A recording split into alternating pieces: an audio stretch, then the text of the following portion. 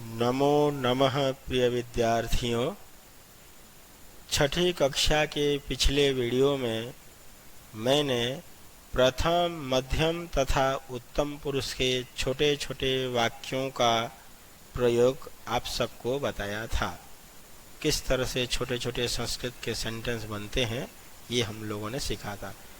इस वीडियो में सर्वनाम शब्दों का प्रयोग करके किस तरह छोटे छोटे वाक्य बनाए जाते हैं उस पर मैं चर्चा करूंगा। तो आइए देखते हैं सर्वनाम शब्द। सर्वनाम शब्द। सर्वनाम किसे कहते हैं? सर्वनाम किसे कहते हैं? उत्तर, संज्ञा के स्थान पर प्रयोग होने वाले शब्द को सर्वनाम कहते हैं। संज्ञा के स्थान पर प्रयोग होने वाले शब्द को सर्वनाम कहते हैं। जैसे उदाहरण में देखेंगे, राम पढ़ता है। यहाँ कर्ता कौन है? संज्ञा राम है। संज्ञा या कर्ता राम है और पढ़ता है ये क्रियापद है। तो हम लोग पढ़े थे, जैसे बालकः पठति कर किए थे पिछले वीडियो में, तो इसी प्रकार रामः पठति, राम पढ़ता है। अब जैसे दूसरा में देखिए, वह खेलता भी है। तो यहाँ पे जो ये वह शब्द है ये राम के लिए प्रयोग हुआ। राम करता है या संज्ञा है, तो इस संज्ञा के स्थान पर प्रयोग होने वाला शब्द वह है। तो वह को हम संस्कृत में बोलते हैं सह। तो सह क्रीडति अपि मतलब होता है भी। वह खेलता भी है, सह क्रीडति अपि, ये पुल्लिंग में आता है। ये सह पुल्लिंग शब्द है। दूसरा उदाहरण देखेंगे, रमा पढ़ रही है। रमा पढ़ रही है तो हम कहते हैं उसको संस्कृत में जब अनुवाद बनाते हैं रमा पठति। वह खेलती भी है। अब वह किसके लिए यूज हुआ? रमा के लिए यूज हुआ।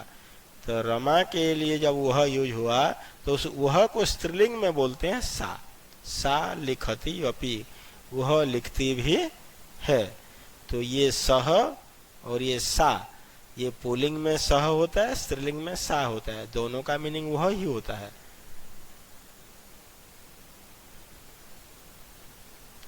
अब देखते हैं तत्शब्द। अभी जो मैं बताया था सह और सा, ये तत्शब्द के रूप हैं। तत्शब्द सर्वनाम शब्द हैं। इसके 7 विभक्तियों में रूप चलते हैं। तो मैं यहाँ पे केवल आपको प्रथमा विभक्ति के रूपों की ही चर्चा करूँगा।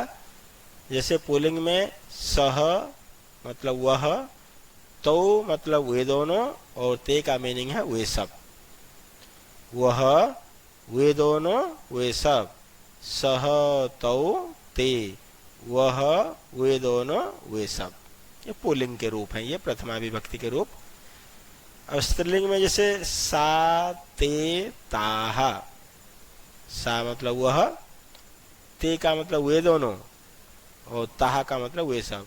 पुल्लिंग में ते बहुवचन में आता है और स्त्रीलिंग में ते द्विवचन में आता है, वे दोनों।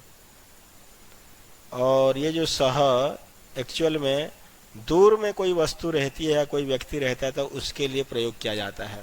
जैसे वह राम है, वह बालक है, वे दोनों बालक हैं, दूर में यदि कोई है। सा स्त्रीलिंग के लिए दूर की वस्तु के लिए, या कोई चीज भी है, कोई महिला है या कोई छात्र है तो वह सा के लिए सा यूज होगा उसके लिए। तो सा, वह, ते, वे दोनों, और ताः वे सब। और नपुंसकलिंग में इसका रूप चलता है तत्, ते, तानि। प्रथमा विभक्ति के रूप है ये। तत् का मतलब वह, ते का मीनिंग वे दोनों, और तानि का मतलब वे सब। ये नपुंसकलिंग में यूज होंगे। जैसे वह पत्ता, वे दोनों पत्ते, वे सब पत्ते, या वह गाड़ी, वह, वे दो गाड़ी, वे सब गाड़ियां। क्योंकि गाड़ी शब्द नपुंसकलिंग में आता है, उसको संस्कृत में वाहन बोलते हैं। अब देखिए एतत् शब्द, एक वचन, द्विवचन, बहुवचन। पुल्लिंग में आता है एषः। एषः का मतलब यह। एतौ ये दोनों, और एते ये सब। ये पास की वस्तु के लिए, पास में अगर कोई वस्तु या कोई चीज या कोई व्यक्ति है उसको दर्शाने के लिए एषः, एतौ और एते का प्रयोग किया जाता है। जैसे यह बालक, तो एषः बालकः। यह राम है, एषः रामः। ये दो बालक हैं तो उसके लिए यूज करेंगे एतौ बालकौ, ये सब बालक हैं, बहुवचन है तो एते, और बालक का बहुवचन ले लेंगे बालकाः, जो मैंने प्रथमा विभक्ति की आपको चर्चा किया है। अब देखते हैं वही स्त्रीलिंग में एतत् शब्द का एषा, एते, एताः। एषा मतलब यह, नजदीक में यदि कोई स्त्रीलिंग है, नजदीक की स्त्रीलिंग के लिए एषा यूज करेंगे। एते ये दोनों, और एताः ये सब, जैसे बोलेंगे ना ये सब लड़की है तो एताः बालिकाः, और यह लड़की है तो एषा बालिका, और ये दोनों लड़की हैं तो एते बालिके, ये चलेगा रूप। नपुंसकलिंग में एतत्, एते, एतानि, यह, ये दोनों, ये सब। पास के लिए एतत्, जैसे यह पुस्तक है, एतत् पुस्तकम, ये दो किताब हैं, एते पुस्तके, और ये सब किताब हैं तो एतानि पुस्तकानि बोलेंगे। अब दूसरा किम शब्द है, पहले मैंने तत् बताया, फिर एतत् का रूप बताया, अब किम का रूप। किम का मीनिंग होता है क्या। एक वचन, द्विवचन, बहुवचन। पुल्लिंग में बोलते हैं कह, कौन, या किसने भी बोलेंगे।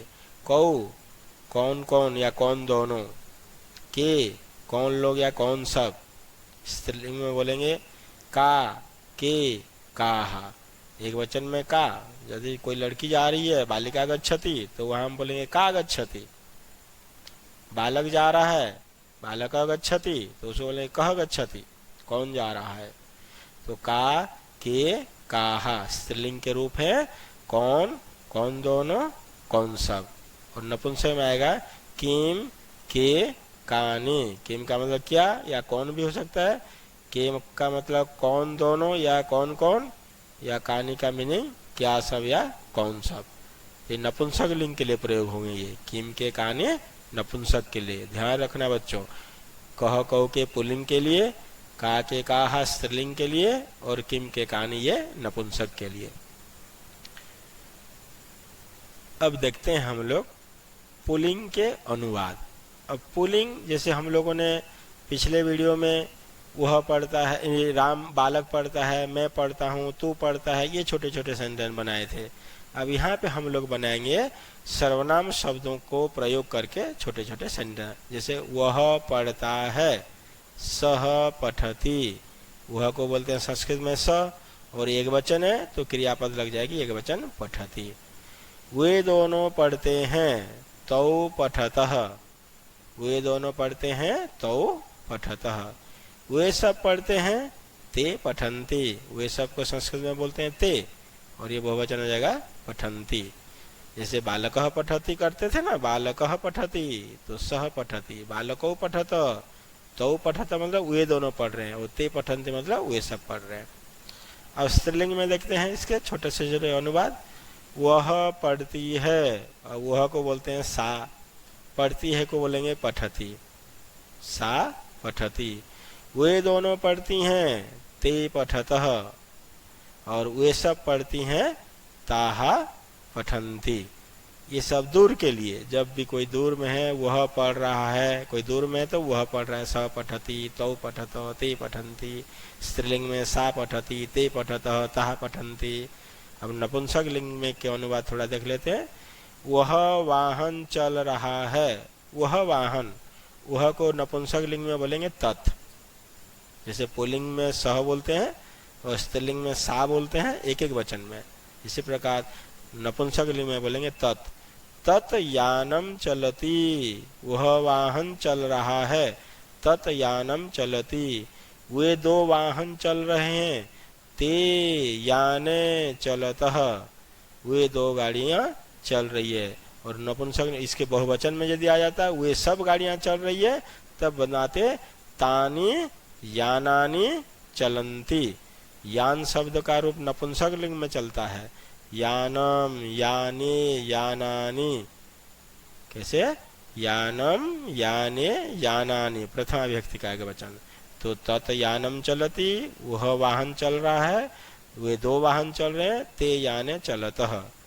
तो ये बच्चों मैंने केवल सर्वनाम शब्द के छोटे छोटे सेंटेंस मैंने बताया, ठीक है। जैसे यहाँ पे वह पढ़ता है के जगह पे यदि बोल देता है यह पढ़ता है, यदि यहाँ वह के जगह पे यह आ जाता है तो ये सह के जगह पे क्या आ जाएगा, एषः। एषः पठति।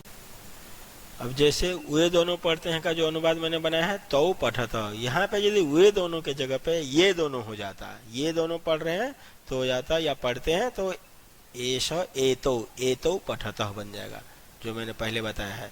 वे सब पढ़ रहे हैं के जगह पे ये सब पढ़ रहे हो जाता, तो एषः एतौ एते के जगह पे एते पठन्ति ये हो जाता। ठीक है, तो प्यारे बच्चों, यदि मेरा ये वीडियो आप सबको पसंद आया तो इसे लाइक कीजिए, शेयर कीजिए और मेरे चैनल को सब्सक्राइब जरूर कीजिए।